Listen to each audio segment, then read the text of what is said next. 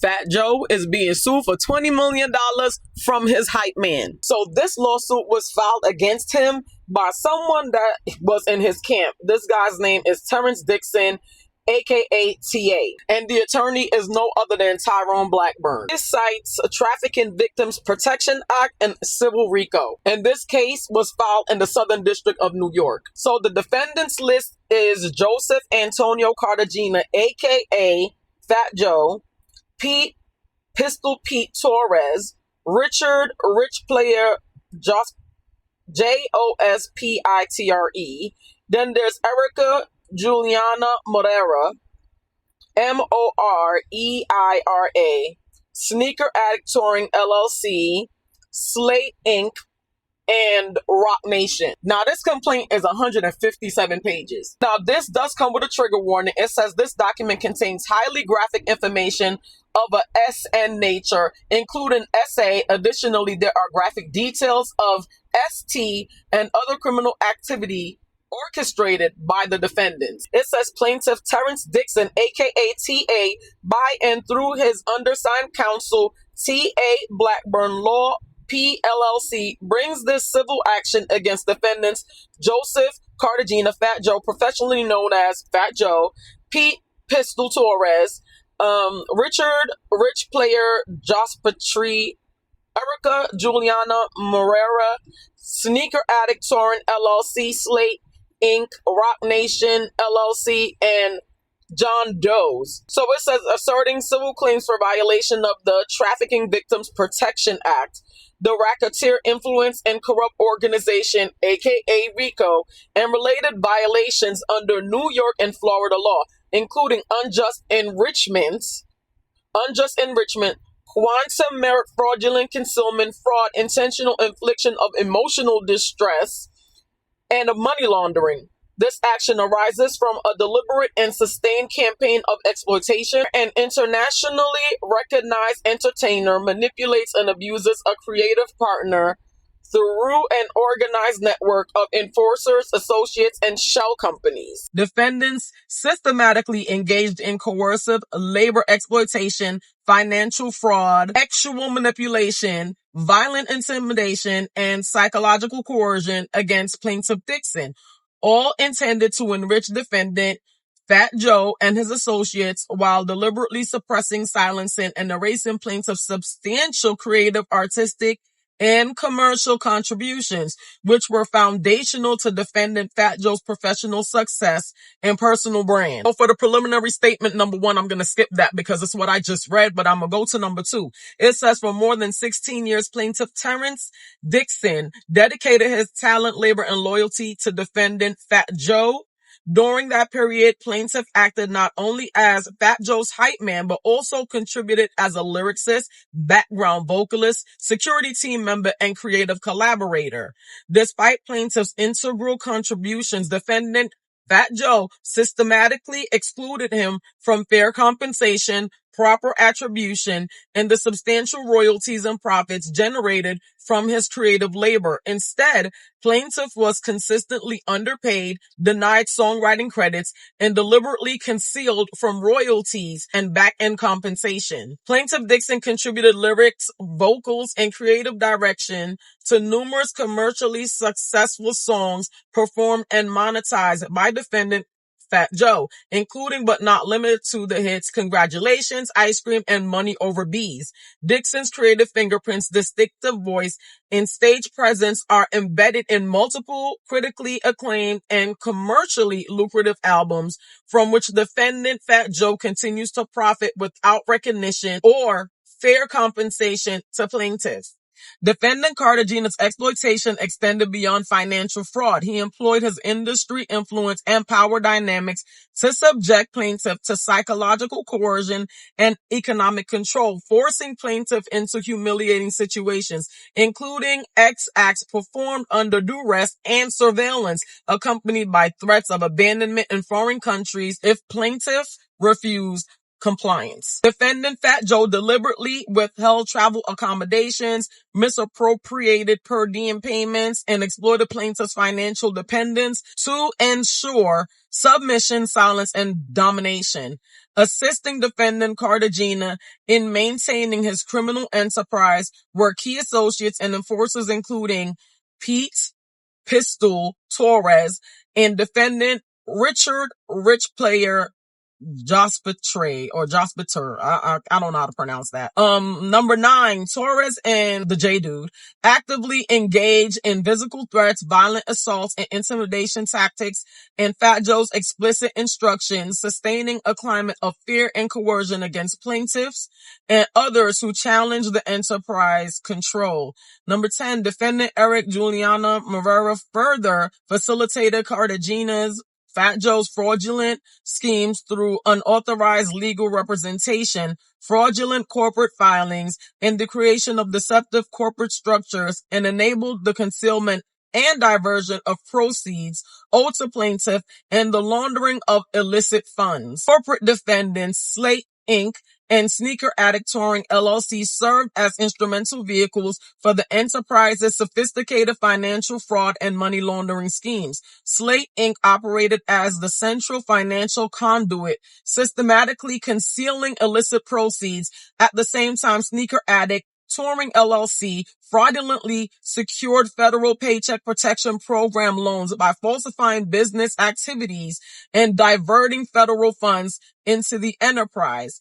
Number 13, defendant Rock Nation LLC, the current management and representative entity for defendant Fat Joe, knowingly participated in concealing, transferring, and manipulating plaintiffs' authorship rights and royalty interests. Rock Nation deliberately facilitated Fat Joe's unlawful conduct by filing a meritless lawsuit against plaintiff and his counsel to intimidate, harass, and obstruct plaintiff's legitimate claims against Fat Joe and his co-defendants. Rock Nation, through its CEO Desiree Perez, extracted 10% of all revenue generated by defendant Fat Joe and his associated businesses, included through joint management of business records, oversight by touring revenue, and enforcement of policies plaintiff was required to follow during his work with defendant. It says, as an aside, according to accountant Doe and former manager Doe, defendant Fat Joe stole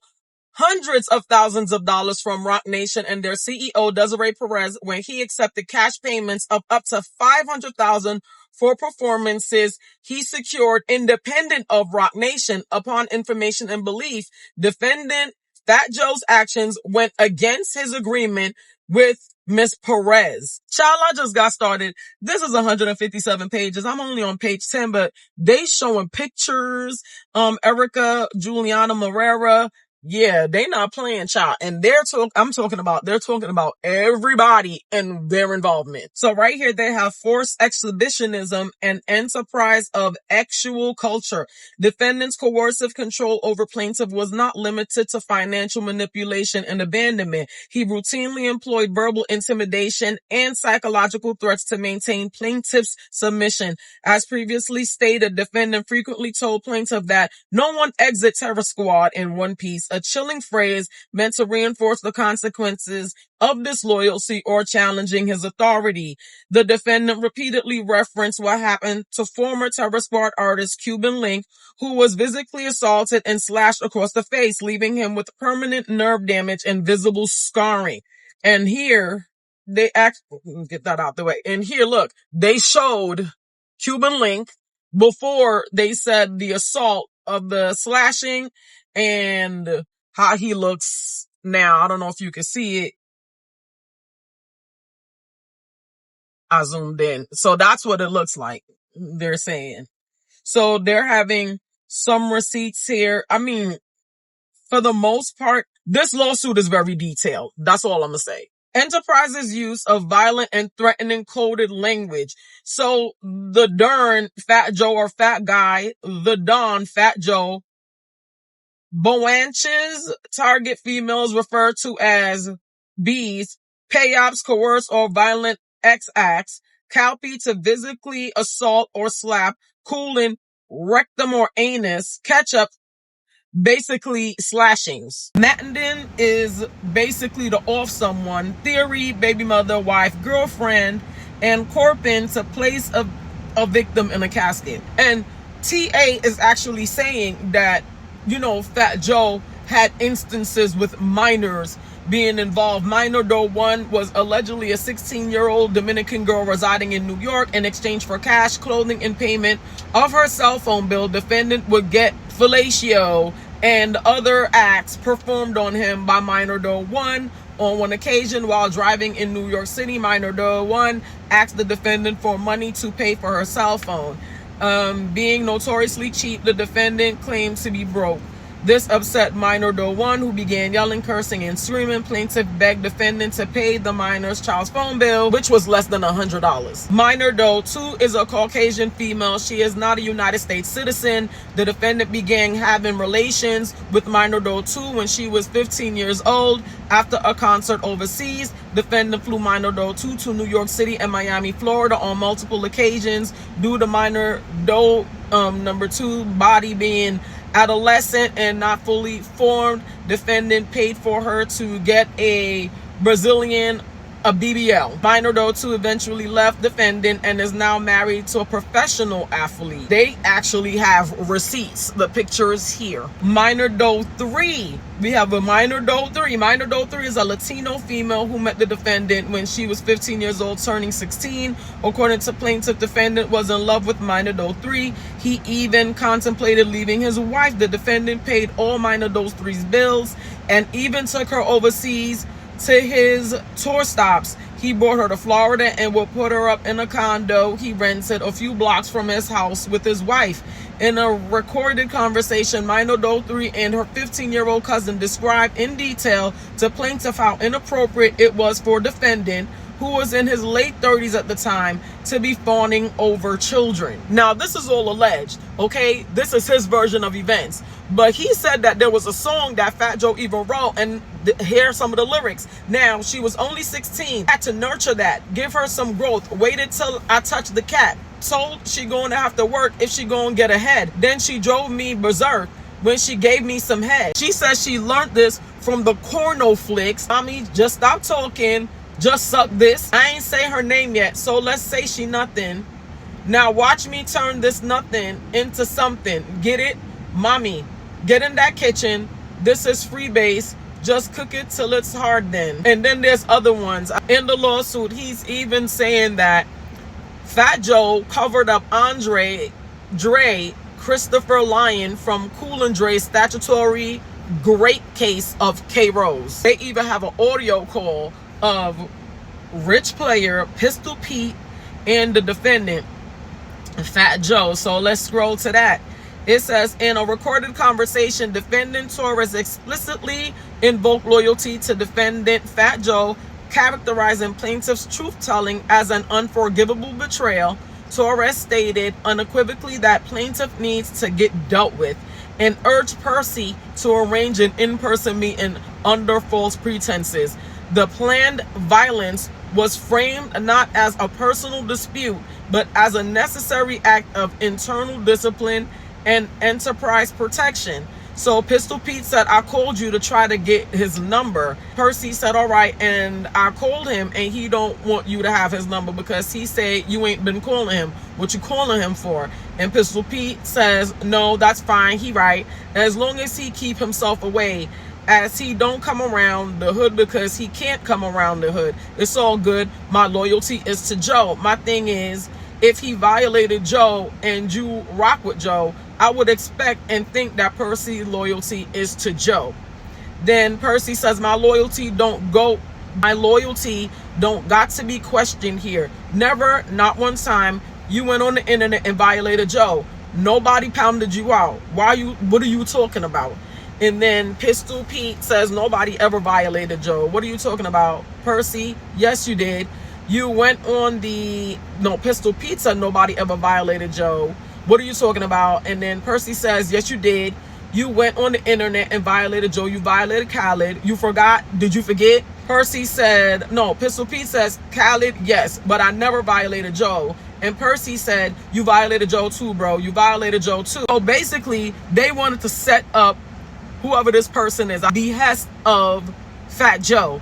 And Pistol Pete and Percy were having a conversation, and then they're going on about all this stuff. It's really long. Like, it's really long. Like, have mercy, it is really long. Man, this lawsuit is long. It sounds crazy.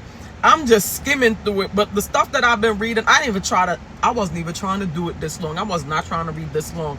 But if you want to read the lawsuit, you can go on Pacer, because when you try to search it up, you're not going to find it online. So you got to go on Pacer. In order to review the lawsuit, you have to create a Pacer account. Follow the instructions and just type in Joseph Antonio Cartagena, and that's how you can find the lawsuit. It'll say 2025. It'll say some numbers, and when it says 2025, that's clearly the year the lawsuit came out. But there's like so many like text messages, like look at that, and it's going up. Listen, I'm not fitting, like, I'll read this leisurely. All right, y'all, I'm about to hop up off of here, but from the looks of it, TA has come with a lot of receipts, because there's a lot of text messages in here with a lot of people, and from what I'm looking at, I don't know. Remember, this is just his version of events, but he came with a lot of receipts, a lot of people talking back and forth, and he got the screenshots in here. Let me know what y'all think about Fat Joe being sued by his hype man, his old hype man, for $20 million. And remember, he said he had a lot of creative works that he did, that he contributed to Fat Joe, and Fat Joe didn't pay him. Drop your thoughts in the comments. What do you think about Fat Joe? Do you think he guilty of this? Because from what it looks like, 2025 is not playing with nobody. Everybody getting exposed. Drop your thoughts in the comments. Hit like, share, and subscribe.